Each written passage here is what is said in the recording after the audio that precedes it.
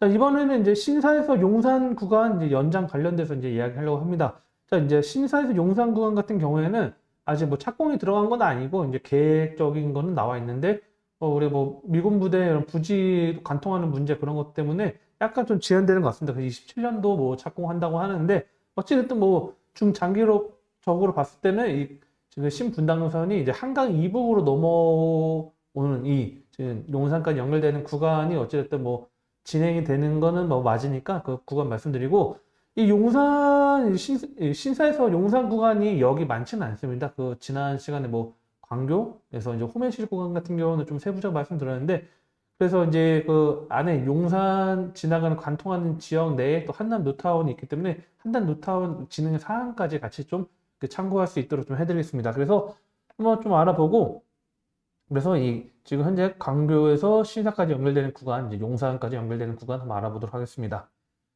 자, 일단 지금 신사역까지 지금 이 신분당선이 지금 움직이고 있죠. 그래서 지금 뭐 운행을 하고 있고, 그다음에 3호선 신사역이 있고, 그때 지난번에 말했죠. 위례 신사선이 또 이제 신사에서 또 연결되기 때문에 뭐 신사가 위례 신사선, 그다음에 지금 신분당선, 그다음에 이 3호선 쭉 연결되는 부분이고 이 신분당선이 연결되면 위례 신사를 통해서 또 이동하시는 분들도 한강 이북까지 또 빠르게 접근할 수 있는 아직 뭐 1년, 2년 뒤에 이동할 수 있는 건 아니지만 그런 것도 장점될 수 있고 자 일단은 이 지금 한남동 이 보강동 일대 한남동 일대가 가장 큰 휴회택 지역이라고 보면 될 것 같습니다. 현재는 이 경의중앙선이 지금 이제 한강을 따라서 지금 운행을 하고 있는데 실제 이 경의중앙선 같은 경우는 좀 운행 시간도 좀 뭐 다양하지도 않고 그 다음에 또 두 번째 같은 경우는 이게 또 지하철이 구간도 있긴 하지만 실질적으로 좀 약간 좀 다른 뭐 우리 보면 우리 지하철 따지면 뭐 9호선이나 뭐 신분당선이나 또는 뭐 공항철도나 5호선이나 좀 이런 지역 대비했을 때 약간 경의중앙선이 좀 기대적인 부분이 좀 떨어지기도 하고 또 한남역이 실제 저도 뭐 한남역 한번 가봤는데 실제 뭐 한남 노타운 쪽에 거주하시는 분들에서 한남역까지 이동하려면 상당히 멉니다. 오히려 차라리 이태원역으로 이용해서 뭐 6호선 이동하시는 분 쪽은 좀 빠를 텐데 그래서 한남 노타운이 어떻게 보면 진짜 또 한강을 끼고 있는 주거 단지인데 이 한강 이남에 보면 우리가 지금 반포, 구반포나 뭐 신반포, 잠원동 일대 보면 뭐 지하철 노선도 뭐 9호선도 촘촘히 들어와 있죠. 자, 그런데 반대적으로 이 위쪽 강북 쪽이 한남 노타운 쪽은 뭐 지하철이 없는 역할들이 있고 뭐 이천역의 4호선 같은 경우는 이제 사당으로 이수로 해서 사당으로 또 내려가죠. 한강 이남으로 그러다 보니까 이 부분을 좀 연결할 수 있는 부분이 바로 이제 신분당선입니다. 그래서 신분당선이 신사역까지 다니는데 이 향후에 동빙구역에서 정차를 하고요. 그다음에 국립중앙박물관에서 한번 정차를 하고 그다음에 용산역까지 연결됩니다. 그래서 여기 세 개 정도인데 자 실제 이 한남뉴타운 같은 경우는 즉 역에서 거리가 멀죠. 그나마 뭐 동빙구역 같은 경우는 뭐 한남 5구역이죠. 이 5구역에서는 뭐 동민구역을 가깝게 이용할 수 있겠지만 뭐 3구역이나 뭐 2구역, 3구역 이쪽 같은 경우는 좀 거리가 있죠. 2구역은 그나마 이태원역이 있기도 하지만 뭐 3구역, 4구역 같은 경우는 여기 상당히 없다 보니까 실제 여기다 역을 하나 정차해달라는 이야기를 많이 합니다. 그래서 뭐 한남 뉴타운 2, 3, 4구역 같은 경우에는 뭐 신한남역을 만들어 달라 또는 이쪽에 이제 또 역을 해서 이 보강역을 만들어달라는 이야기 나오는데 실질적으로 뭐 가능성 충분히 있다고 보고 앞으로 여기 또 이제 아파트 단지들로 이제 들어온다고 하면 여기 충분히 정차할 수 있지 않을까. 그래서 뭐 보강역이 뭐 확정은 아니고 뭐 한남역이 확정은 아니지만 어쨌든 생길 수 있는 부분이 있기 때문에 제가 따로 또 한번 표시를 해봤습니다. 그래서 이 보강로 주민센터 위쪽에 보강역이 뭐 예정이 되지 않을까 이렇게 좀 보고 있고요. 자, 그래서 이제 이쪽 한번 알아볼게요. 일단 한남뉴타운일 때 보면 아까 말씀드렸던 것처럼 6호선이 있죠. 6호선 이제 한강 이북으로. 그래서 이 6호선 같은 경우는 한강 이남으로 아예 내려오진 않죠. 그래서 강북에서 운행을 하는 게 이제 6호선이고요. 그 다음에 이 경의중앙선 같은 경우에는 이제 이 위쪽 한강 북쪽으로 해서 상당히 뭐 문산이죠. 문산 쪽으로 해가지고 좀 상당히 긴 노선인데 자. 실제 한강 이남으로 지하철 이동한다고 하면 옥벽이 그래서 3호선을 이용해서 신사로 가는 방안이 있고요.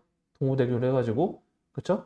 그 다음에 두 번째 방안은 이제 4호선에서 하는데 자 지하철역이 없죠. 아예. 그래서 이 신분당선이 들어온다고 하면 어느 정도 좀 철도망에 좀 편입될 수 있는 요소들이 있고, 자, 저 한남뉴타운 한번 이야기를 해볼게요. 한남뉴타운이 어쨌든 제가 뭐 신분당선 내용이 워낙 없다 보니까, 여기 정차하는 게 없다 보니까 메인이 한남뉴타운 좀 이야기를 해줄 텐데, 자, 한남 1구역 같은 경우는 해제가 됐습니다. 해제가 됐고요. 그 다음에 2구역, 3구역, 4구역, 5구역이 있고, 뭐 가장 큰 규모는 3구역을 자랑하고 있고, 또 입지적으로 봤을 때는 뭐 5구역 같은 경우는 한강을 또 끼고 있기 때문에 또 장점이 되지 않을까 보고 있고, 또 2구역 같은 경우에는 또 이 6호선 이용할 수 있는 요소들이 있고, 자, 그래서 이 한남 일대가 지금 개발하는 현황들이 있는데, 한남 1구역 한번 알아보면요.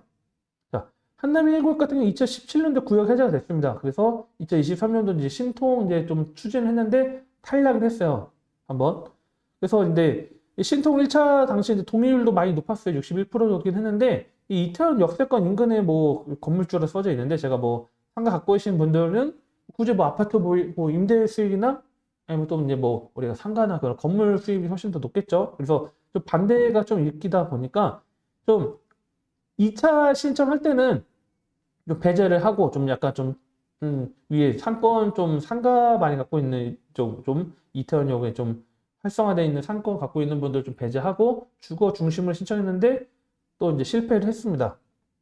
그래서 이제 1구역이 이제 해제가 되는 상태였긴 했는데, 자, 25년도 이제 올해죠. 2월 27일 날 25년 제1차 서울시 주택 재개발 후보지 선정위원회에서 이 한남 1구역 같은 경우 이제 이태원동 10-31대가 신통기 후보지로 선정됐습니다. 자, 이 1구역이 다 이 모양으로 해서 이제 지금 신통기 이 후보지 선정됐다는 건 아니고, 여기서 상당 부분은 이 북쪽 라인들은 상당히 다 이제 좀 축소된 상태로 한 여러 모양으로 해서 이제 1구역이 이제 진행된 신통 기획으로 이제 후보지 선정이 됐다. 그래서 지금 2, 3, 4, 5 중에서 뭐 3구역의 속도가 가장 빠르고, 그다음에 2, 4구역이 따라가고 있고, 그다음 5구역 같은 경우도 좀 이제 거의 뭐 뒤따라가고 있는 부분이고, 뭐 3구역의 속도가 제일 빠른 것 같습니다. 제가 볼 때는 지금 현재는. 자, 근데 1구역도 어쨌든 이제 마지막 어떻게 보면 5개 중에서 마지막 1구역 같은 경우도 이 후보지 선정이 됐기 때문에 뭐 긍정적으로 어쨌든 뭐 서울시에서 뭐 후보지 선정을 했기 때문에 뭐 긍정적인 뭐 시너지 효과를 낼 수 있는 부분이 있지 않을까 이렇게 보고 있고요. 좋은 차를 사기 전에도, 이사를 가기 전에도, 크게 다치기 전에도 항상 미리 대비를 해놓는데 부동산은 왜? 사전 점검 서비스는 부동산 매물을 사거나 짓거나 하기 전에 법률부터 부동산 정보까지 한 번에 미리 대비하는 서비스입니다. 영상에 나오는 연락처로 많은 신청 부탁드립니다. 또 다른 세상을 맞이하라. 낡은 정보를 지워라. 새로운 감각을 익혀라. 변화하는 미래에 맞서라. 편향된 시각을 버리고 얽혀있는 도시 속 독보적인 가치를 쟁취해라. 당신이 만드는 미래의 기회, 도시와 경제.